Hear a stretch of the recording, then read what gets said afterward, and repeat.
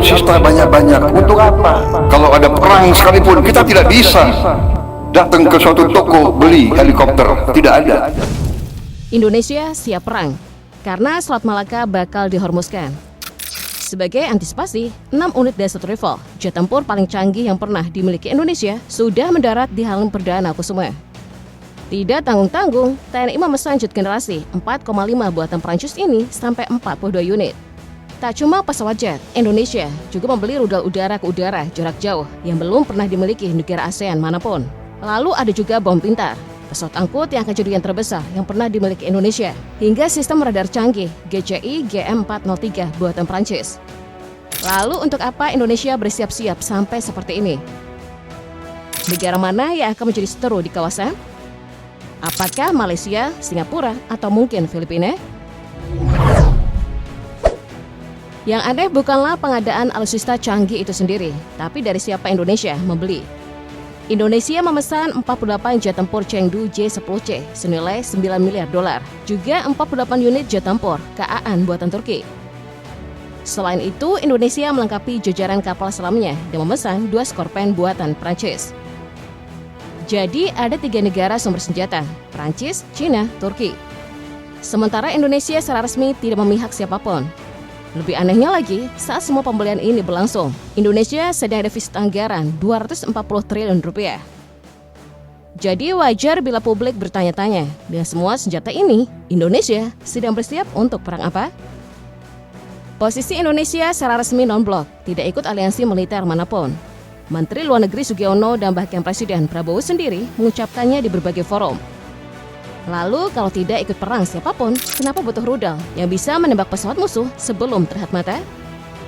Bahkan bila Selat Malaka benar dihormuskan, seperti kata banyak pengamat militer, apakah Indonesia siap menghadapinya dengan anggaran yang sudah menipis? Tapi sebelum kita jawab pertanyaan tersebut, mari kita tengok secanggih apa belanjaan alutsista Indonesia ini. Pertama, 6 unit Rifle yang diterima TNI adalah tipe MRCA standar 4.1. Jet tempur canggih bermesin ganda yang bisa menjalankan semua jenis misi sekaligus. Dari duel udara pengintaian hingga serang ke darat dan laut. Unit ini bagian dari kontrak 42 pesawat senilai 8,1 miliar dolar, lengkap dengan senjata dan logistiknya. Dan Rifle ini adalah platform yang menggandeng 2 sistem senjata lainnya yang turut dipesan Indonesia, yakni rudal Meteor MBDA, rudal jarak jauh yang bisa mengunci dan menghancurkan musuh sebelum mereka menyadarinya. Menggunakan mesin ramjet yang membuatnya tetap melaju kencang sampai target hancur. Indonesia menjadi negara pertama di ASEAN yang punya rudal operasi secanggih ini. Lalu ada juga bom pintar, AASM Hammer, yang dipasang pada bom biasa agar bisa dipandu lewat GPS. Senjata ini bisa menghantam target darat dengan sangat akurat dalam cuaca apapun dan sudah teruji oleh militer Prancis saat melawan ISIS. Berikutnya adalah pesawat angkut dan tanker Airbus A400M yang bisa mengangkut pasukan ke landasan tanah, melakukan evakuasi medis, sekaligus mengisi bensin rival di udara. Kehadirannya membuat daya jelajah jet tempur Indonesia jadi jauh lebih jauh. Ini adalah force multiplier, satu pesawat yang melipat gandakan efektivitas semua pesawat lainnya. Dan terakhir, ada 2 unit radar GCI GM403 yang bisa mendeteksi dan melacak ancaman udara dari jarak ratusan kilometer dan langsung mengarahkan rifle ke intersepsi. Artinya Indonesia kini punya sistem pertahanan udara terintegrasi yang bisa melihat jauh sebelum musuh terlihat mata. Tapi itu belum semuanya. Sejak Prabowo menjabat Menteri Pertahanan, ia telah membangun fondasi pertahanan Indonesia. Alutsista yang sudah tiba dan sedang diproses meliputi KRI Brawijaya 320, jenis fregat dan rudal Astar 30 standar NATO, rudal balistikan dari Turki selaku rudal balistik modern pertama di Asia Tenggara, drone Mel pengintai, dan kini 6 rifle dengan Meteor dan Hammer. Daftar ini diperkuat kontrak masa depan berupa 48 jet siluman generasi kelima KA-an dari Turki, 48 jet tempur J-10C dari Cina senilai 9 miliar dolar, 2 kapal selam Scorpion Elfleet produksi PT PAL lewat transfer teknologi, kapal patroli besar KRI Prabu Siliwangi 321, serta tambahan pesawat latih T-10I Golden Eagle. Secara geopolitik, Indonesia serentak membeli dari 3 poros utama, yakni Prancis mewakili NATO, Cina, dan Turki. Analis militer Koni Rahakundini Bakri menyebutkan alasan paling konkret bahwa Selat Malaka akan dihormuskan. Ini tercantum dalam buku putih pertahanan Amerika Serikat yang menyebutkan niat menguasai jalur laut strategis dunia termasuk Selat Malaka. Indonesia memiliki prinsip politik bebas aktif, tidak memihak dan tidak ikut aliansi militer manapun. Namun praktiknya cukup berisiko. Pada April 2026, Indonesia sepakat menjadi mitra pertahanan utama Amerika Serikat di Asia Tenggara. Anehnya di saat yang sama, Indonesia dan tegas menolak permintaan Amerika Serikat yang ingin meminjam ruang udara kita untuk kepentingan militer mereka. Pola belanja dan diplomasi Indonesia saat ini sangat kontras. Bersahabat dengan Amerika Serikat, tetapi menutup pintu udara untuk tentara mereka. Membeli jet tempur dari Prancis, sekaligus belanja dari China dan Turki. Indonesia tidak mau ikut geng manapun, melainkan fokus memperkuat diri sendiri. Secara hitung-hitungan pertahanan, strategi ini bisa dimaknai dua hal. Indonesia ingin membangun deterrence agar tidak perlu terseret perang orang lain, atau Indonesia sedang panik melihat situasi global, lalu terjebak membeli banyak senjata hingga berisiko menjebol anggaran negara. Kementerian Pertahanan adalah kementerian dengan anggaran terbesar, yakni 187 triliun rupiah dalam APBN 2026. Dari jumlah itu, 80 triliun rupiah atau 42,8% digunakan untuk dukungan manajemen operasional, sisanya untuk pengadaan alutsista. Per akhir Maret 2026, APBN sudah defisit 240,1 triliun rupiah, setara 0,93% PDB, mendekati angka 1% hanya dalam 3 bulan pertama. Rupiah kini berada di kisaran Rp17.600 per dolar. Setiap pelemahan rupiah 1% menambah beban bunga utang luar negeri sekitar Rp607 miliar. Sementara seluruh pengadaan rival A400M dan sistem senjatanya dibayar dalam dolar dan euro.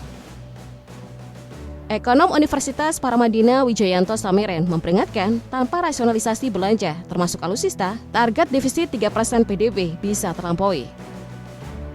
Ketergantungan impor alutsista Indonesia mencapai 70 hingga 80% dari total kebutuhan. Artinya hampir semua uang pertahanan mengalir ke luar negeri, bukan menciptakan lapangan kerja, bukan memperkuat industri domestik.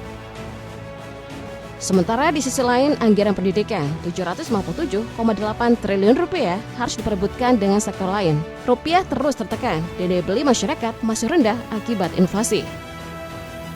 Untuk perang apa? Jawaban resmi Prabowo, untuk menjaga kedaulatan di tengah ketidakpastian geopolitik. Itu benar, tapi tidak cukup konkret. Ada 3 ancaman real yang diidentifikasi analis dan pejabat militer Indonesia sendiri. Ancaman 1, Selat Malaka. Lebih dari 25% perdagangan dunia melewatinya. Jika Hormuz bisa ditutup Iran, Malaka bisa dijadikan leverage oleh siapapun yang menguasainya. Ancaman 2, Laut Natuna Utara. China mengklaim sebagai besar Laut Cina Selatan, termasuk area yang bersinggungan dengan ZEE Indonesia di Natuna. Ini sudah terjadi berulang kali dalam bentuk kapal nelayan Cina yang masuk wilayah Indonesia dengan pengawalan Coast Guard China. Ancaman 3, tekanan overflight dari Amerika Serikat. Permintaan Amerika Serikat untuk akses wilayah udara adalah bagian dari strategi mempertahankan kehadiran militer di Indo-Pasifik sebagai penyeimbang China. Posisi Indonesia diuji, berikan akses dan terseret masuk orbit AS atau tolak dan pertahankan otonomi strategis. Indonesia berada di persimpangan tekanan 2 kekuatan besar dan sedang membangun militer yang cukup kuat untuk tidak perlu memilih. Tapi apakah 17 miliar rupiah cukup untuk itu? Dan apakah APBN sanggup menanggungnya? 3 skenario. Skenario 1, deterrence berhasil, Indonesia tetap netral. Rival dan sistem senjata baru berhasil membangun deterrence yang cukup. Tidak ada kekuatan besar yang berani secara langsung menantang Indonesia di Malaka atau Natuna. Indonesia tetap non-blok. Anggaran bisa dikelola. Ini adalah outcome yang diharapkan Prabowo. Skenario kedua, tekanan fiskal memaksa pengurangan. Defisit terus melebar, rupiah terus melemah, beban cicilan utang luar negeri untuk alutsista menjadi terlalu berat. Beberapa kontrak yang belum final, termasuk J10C atau KAN, diperlambat atau direnegosiasi. Indonesia tetap lebih kuat dari sebelumnya, tapi tidak sekuat rencana awal. Skenario ketiga, Indonesia terseret dalam tarikan 2 kubu. Non-blok tetap menjadi retorika, tapi prakteknya semakin sulit dipertahankan. 18 Mei 2026, 6 rival mendarat di Halim. Indonesia kini punya rudal jarak 100 km, pesawat tanker dan radar canggih, dan tetap resmi non-blok, bebas aktif, tidak memihak siapapun. Dunia sedang terpecah, Hormuz diperebutkan, Malaka disebut target berikutnya. Indonesia berdiri di persimpangan itu, dengan senjata dari Prancis, pesanan dari Cina, kontrak dengan Turki, sambil berkata kepada semua, kami kawan semua orang. Apakah itu strategi jenius atau pertaruhan berbahaya? Mungkin baru bisa dijawab ketika ujiannya datang.